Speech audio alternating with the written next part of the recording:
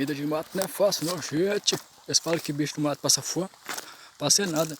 Tanto pé de goiaba, tanto pé de fruta para matar fora, gente. Isso aí é a superatividade. Os animais não passam vontade porque tem a solução. Tem recurso, né? Tem um recurso humano para os animais. Vocês têm que aproveitar, gente, a natureza. Não ficar na cidade grande, parar do tempo pensando que a vida é morte. Ao nascer do sol, gente, reflete na água e nos faz lembrar que nós estamos existentes na nossa natureza.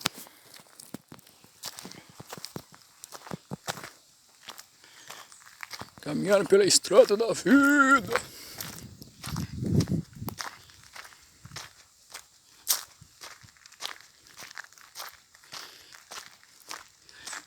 Morro da Samambaia.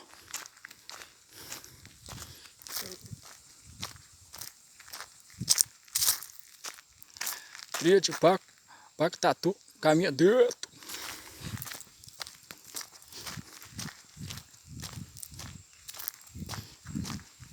Aqui, gente, aqui é a terra de ninguém, porque aqui ninguém fica vivo, porque aqui tudo é ilusão.